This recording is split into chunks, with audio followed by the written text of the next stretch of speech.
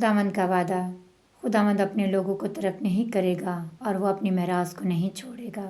زبور 94 اس کی 14ویں آیت۔ جی ہاں، وہ ان میں سے ایک کو بھی ترک نہیں کرے گا۔ انسان تو کئی ہم جنس انسانوں کو ترک کر دیتا ہے، لیکن خدا کسی کو ترک نہیں کرتا، کیونکہ اس کا بلاوا لا تبدیل ہے اور اس کی محبت اور شفقت ابدی ہے۔ کوئی بھی کسی ایک ایسے شخص کی نشاندہی نہیں کر سکتا کہ جسے خدا نے اپنی نجات کا تجربہ دیا ہو اور جس پر اپنے آپ کو ظاہر کیا ہو اور وہ اسے ترک کر دیا ہو۔ خداوند جن کی زندگیوں میں اپنے مقصد رکھتا ہے انہیں چھوڑتا نہیں، خداوند انہیں واپس لاتا ہے۔ خداوند کوئی عذر پیش ہم لاکھ بھی کریں تو وہ انہیں قبول نہیں کرتا۔ خداوند کے ساتھ جو اپنا دل لگاتے ہیں وہ انہیں قبول کرتا ہے، وہ ان کے لیے راستے بناتا ہے، وہ ان کی زندگیوں میں اپنی مرضی پوری کرتا ہے۔ یہ خداوند کا وعدہ ہے کہ وہ ہمیں کبھی نہیں چھوڑے گا۔ وہ کہتا ہے کہ مت ڈر، خوف نہ کر، ہراساں نہ ہو، دیکھ میں خداوند تیرا خدا، تو جہاں جہاں بھی جائے میں تیرے ساتھ ہوں۔ خداوند کا وعدہ ہے کہ دیکھو میں دنیا کے آخر تک ہمیشہ تمہارے ساتھ ہوں۔ خداوند کہتا ہے مت ڈر، میں تیرے ساتھ ہوں، میں نہ کبھی تجھے چھوڑوں گا اور نہ کبھی تجھے تیاگوں گا۔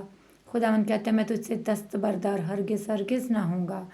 لیکن ہمارے لیے یہ ہے کہ ہم خدا سے جڑے رہیں، ہم اس کے ساتھ لپٹے رہیں۔ جب ہم خداوند کے ساتھ جڑے رہیں گے، اس کے ساتھ لپٹے رہیں گے، تو وہ ہمیں ترک نہیں کرے گا۔ خداوند ان لوگوں کو ترک کر دیتا ہے جو اسے ترک کرتے ہیں۔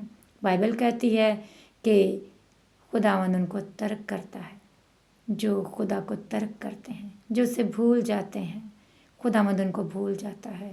خداوند زبردستی کسی کی زندگی میں کچھ نہیں کرتا۔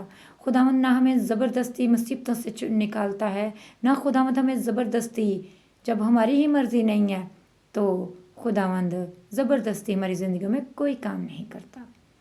خداوند نے انسان کو آزاد مرضی پر پیدا کیا اور وہ چاہتا ہے کہ ہم خود خداوند کے پاس آئیں، ہم خود خداوند کو پکاریں۔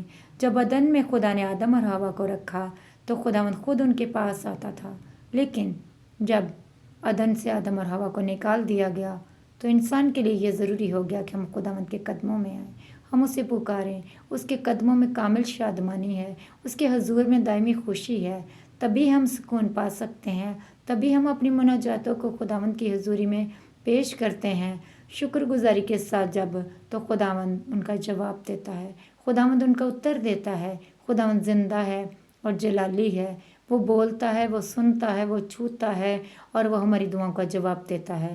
کلام میں لکھا ہے، زبور میں یہ عظیم سچائی اس لیے بیان ہوئی ہے کہ مصیبت زدوں کی خاطر جمع ہو۔ خداوند اپنے لوگوں کو تنبیہ کرتا ہے، انہیں سرزنش کرتا ہے، لیکن انہیں کبھی ترک نہیں کرتا۔ شریعت اور چھڑی کے دوہرے کام کا نتیجہ ہماری تربیت اور ہدایت ہوتی ہے۔ خداوند ہمیں مصیبت میں یا دکھ اور پریشانیوں میں اگر ہم گر جاتے ہیں تو وہ ہماری تربیت کا حصہ ہے۔ ہمیں خوشی منانی چاہیے، ہمیں شکر گزاری کرنی چاہیے کہ خداوند ہمیں تنبیہ کرتا ہے، وہ ہمیں روکتا ہے، وہ ہمیں منع کرتا ہے، جس کا پھل روح کا سکون، اطمینان اور ذہن کی سنجیدگی ہوتا ہے۔ بے دین اور بے خدا لوگوں کا تنہا چھوڑ دیا جاتا ہے، یہاں تک کہ وہ گڑھا تیار ہو جاتا ہے جس میں وہ گر کر ہلاک ہو جائیں گے، لیکن دیندار لوگوں کو اسکول میں بھیجا جاتا ہے تاکہ اگلی دنیا میں اپنی جلالی انجام کے لیے تیار ہو جائیں۔ غضب لوٹے گا اور باغیوں پر اپنے کام کو پورا کرے گا، لیکن ساتھ ہی اس کے لوٹنے سے مقدسین سچے اور حق بجانب ثابت ہوں گے۔ اس لیے چاہیے کہ ہم پرسکون عطایت کے ساتھ تنبیہ کی چھڑی کو صبر سے برداشت کریں، کیونکہ اس سے غصہ نہیں بلکہ محبت ظاہر ہوتی ہے۔ ہم خداوند کی تنبیہ کو، اس کی چھڑی کو، اس کے ان کوڑوں کو جو وہ ہمیں لگاتا ہے، کلام میں لکھا ہے خداوند جس سے محبت رکھتا ہے اسے تنبیہ کرتا ہے اور جسے بیٹا بنا لیتا ہے اسے کوڑے بھی لگاتا ہے۔ ہمارے اوپر بڑی بڑی آزمائشیں جو ہیں وہ اس بات کا ثبوت ہیں کہ ہمیں کوڑے لگ رہے ہیں۔ ہمیں جب بڑی مصیبت دکھ میں پڑ جاتے ہیں تو اس کا مطلب ہے کہ خداوند نے ہم اس کے بیٹے ہیں، ہم جب اسے باپ کہتے ہیں تو وہ ہمارا باپ ہے اور ہم اس کے بیٹے ہیں، تو جنہیں وہ بیٹا بنا لیتے ہیں ان کو وہ کوڑے بھی لگاتا ہے۔ ان کوڑوں کے لیے، اس تنبیہ کے لیے، اس مصیبت، اس دکھ کے لیے ہم خداوند کا شکر ادا کرتے ہیں، جس میں ہم خداوند کو بڑا اس کے نام کو جلال دیتے ہیں اور جتنی بڑی مصیبت ہوتی تو اتنا ہی بڑا خداوند کے نام کو جلال ملتا ہے، ہماری گواہی اتنی ہی بڑی بنتی ہے، اور ہم بہتوں کو وہ ساری باتیں بتاتے ہیں جو ہمارے ساتھ گزرتی ہیں۔ ہم خداوند کے نام کو جلال دیں، ہماری زندگیوں سے خداوند کے نام کو جلال ملے، کیونکہ ہمارا خداوند زندہ ہے، اور اب وہ عبدالآباد زندہ رہے گا۔ وہ مر گیا اور پھر جی اٹھا، اور عبدالآباد زندہ ہے۔ مسیح اس لیے مر کر زندہ ہوا کہ وہ ہماری ساری مردہ چیزوں کو زندہ کر دے۔ خداوند نے ہماری ساری کی ساری مردہ چیزوں کو زندہ کر دیا ہوا ہے، وہ ہم میں زندہ ہے۔ بس ہم زندہ نہ رہے بلکہ مسیح ہم میں زندہ ہے۔ ہم جئیں یا مریں، ہم مسیح کے ہیں۔ ہم سارا جلال یسوع کے نام کو دیتے ہیں۔ آمین۔